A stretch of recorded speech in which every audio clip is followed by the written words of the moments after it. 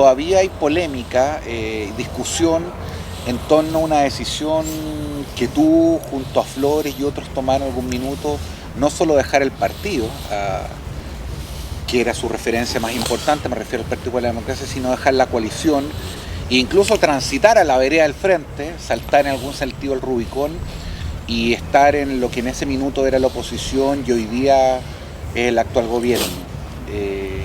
¿Cómo se ve eso a la distancia? O sea, hay una cosa que es curioso, que yo creo que un tema previo, que tiene que ver con el debate político. La gente se olvida de todo lo que pasó hace un mes atrás, un año atrás. Todo el mundo me pregunta, ¿y tú por qué te fuiste del PP? Si yo no me fui, a mí me echaron. Pero ya nadie se acuerda. Ahora, convengamos, sí, Jorge, que tu expulsión del PP, que en términos administrativos tú estás en lo correcto, fue algo parecido, digamos, a la expulsión, guardando el sentido de las proporciones, de Adolfo Saldívar de la AEC. Fue una expulsión casi provocada, es decir, algo había pasado en ti hace mucho tiempo que no te extrañó y al parecer tampoco mucho te dolió. No, me dolió mucho, primero que nada, no lo demostré, pero me dolió como si me hubieran sacado una muela sin anestesia. En segundo lugar, yo nunca pensé irme, ni jamás pensé que por lo que dije me podrían echar.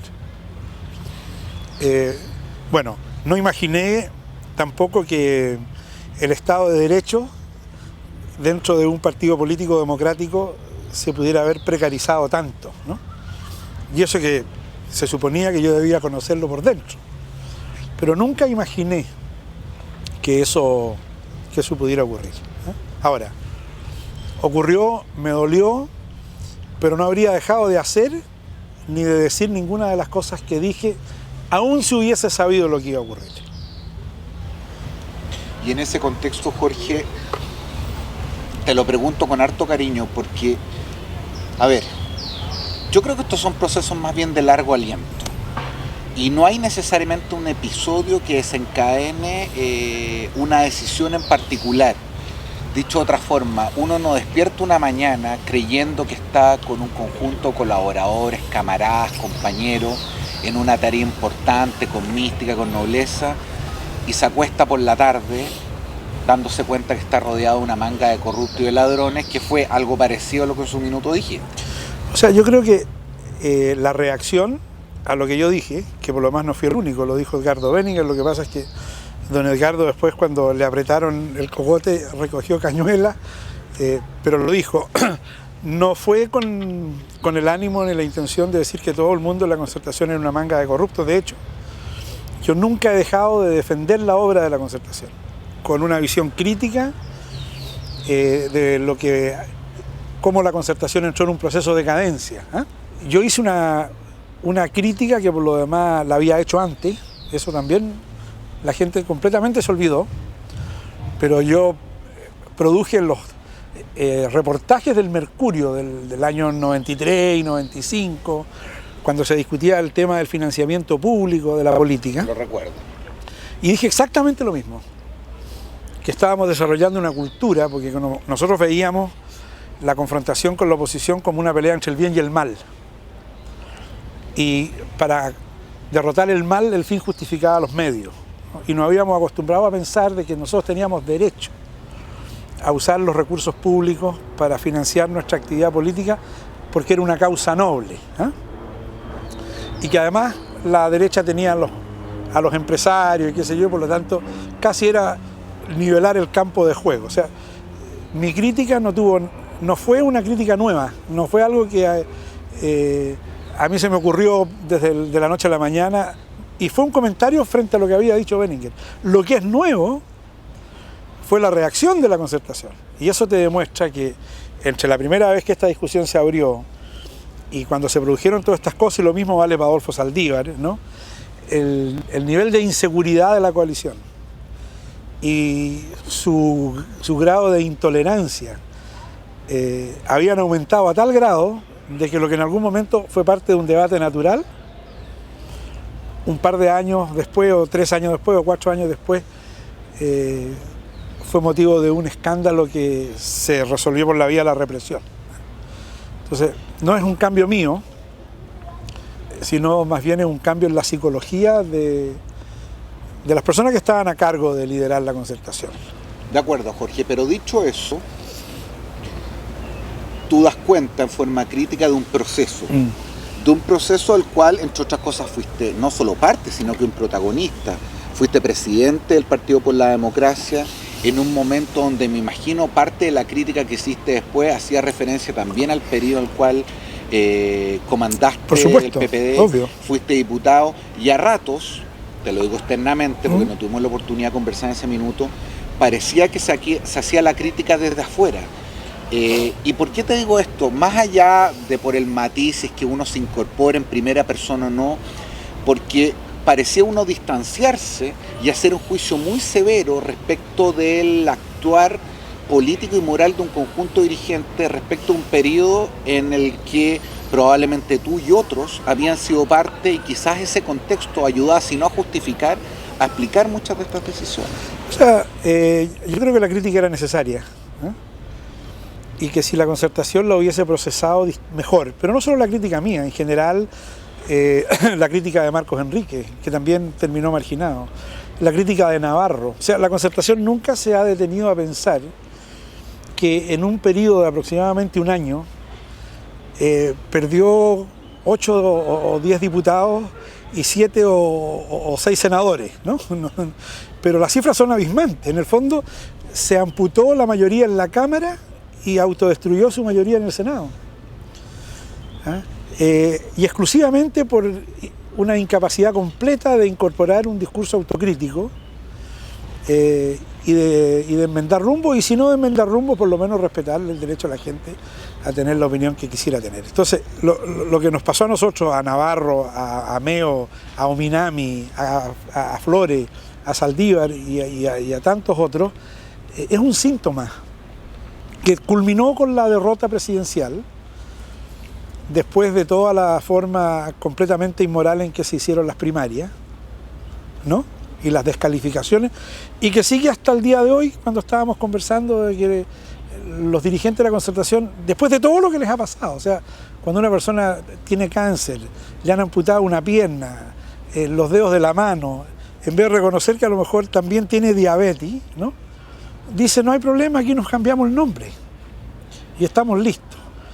Y por último, esto hay que ampliarlo hacia el Partido Comunista, ¿no? Sin importar que la Concertación, y ese es un tema que podemos conversar, porque obviamente lo vamos a conversar. En mi reflexión, más allá de estas cosas, se produjo un distanciamiento respecto de los planteamientos de fondo de la Concertación. Yo nunca he sido una persona que crea en los polos de izquierda, nunca en mi vida adulta, porque como joven fui de la Juventud Radical Revolucionaria, estuve a la izquierda de Allende, fui marxista, o sea, estalinista no, pero leninista y trotskista sí, ¿ya? O sea, he evolucionado mucho. Pero mi proyecto de PPD, ¿qué me habría gustado a mí que el PPD fuera? Una especie de renovación nacional, pero con impecables credenciales democráticas. Un partido liberal, progresista, en eso con sectores de renovación, no con todo, por supuesto, con un compromiso absoluto con la defensa de los derechos humanos, ¿no?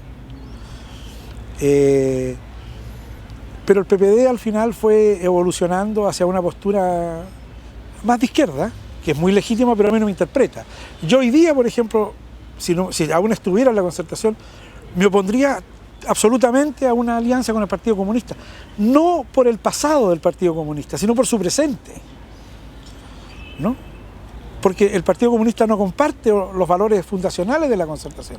Yo creo que la Concertación se ha ido acercando con el Remilgo y con Pelea y qué sé yo, no sé, para la democracia cristiana y otros, se ha ido acercando un poco a la visión que tenía el almeidismo, el Partido Socialista de Almeida, del Chino Correa, del MPD, no me acuerdo cómo se llamaba, ¿no es cierto?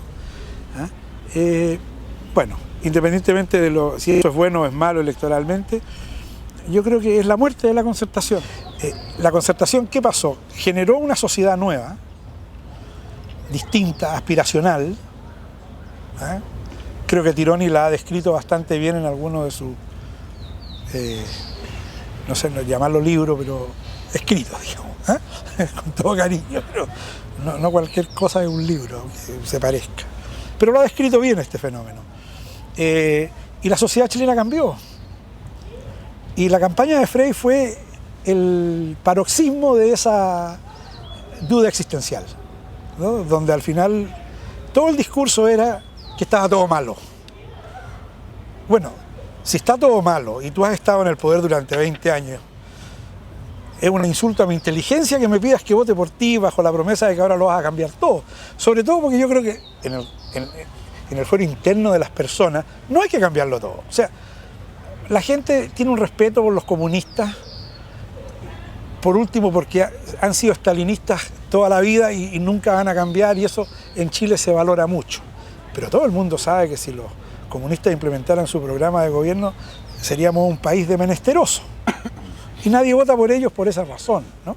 Entonces, ese fue para mí, esta duda existencial, esta pelea entre los autoflagelantes y los autocomplacientes, entre los cuales yo siempre me encontré, autocomplacientes. Al final la ganaron de aquí a penco los autoflagelantes. ¿Te parece? Totalmente. Frei fue el candidato de los autoflagelantes. Pasa que mirado en perspectiva, fíjate que si uno pudiera quejarse con o sin razón, pero estoy anotando un dato. Por ejemplo, la preponderancia de las políticas macroeconómicas en los gobiernos de la Concertación y la importancia superlativa que se le da al ministro de Hacienda. Probablemente el único colaborador del presidente que nunca se cambió en los 20 años de historia, con excepción del caso Ninat, porque se iba al FMI cuando llegó. Exacto. Yo tengo la impresión de que, más allá del discurso, en la gestión cotidiana, no, sin duda, fue obvio, absolutamente pero es verdad, está bien, pero... Y en el gobierno de Frei, ¿para qué decir? Pero, obvio, y por eso yo me gustó tanto el gobierno de Frei, porque fue el más neoliberal de todos, y yo me identifiqué mucho con él. Pero es que justamente ese es el problema. ¿Cómo rentabilizas tú en política? Que en eso consiste, ¿no es cierto? Yo lo que hago bien lo tengo que rentabilizar. Lo rentabilizo con mi discurso. Pero si yo hago las cosas bien y después mi discurso es que estamos pésimos, que este es el país más injusto del mundo, con las desigualdades más grandes, con la peor educación, con el peor medio ambiente, con la tasa más alta de delincuencia, bueno, volvemos al punto original. La gente no sigue los debates con atención, no distingue necesariamente entre la realidad y el discurso, y como las campañas son muy intensas, lo que prima es el discurso. Entonces, la Concertación arruinó sus expectativas y por eso perdió. ¿Por qué? Porque la gente que le gustaba la Concertación porque creía que las cosas andaban bien, frente a una Concertación que empezó a decir que todo andaba mal y que el sistema era como la mona, qué sé yo. Esa franja, tampoco estamos hablando de grandes masas, porque el país está dividido bastante parejo, ¿no? El delta es un 4%, un 3%, un 2%. Un montón de gente que históricamente votó siempre por la Concertación dijo no.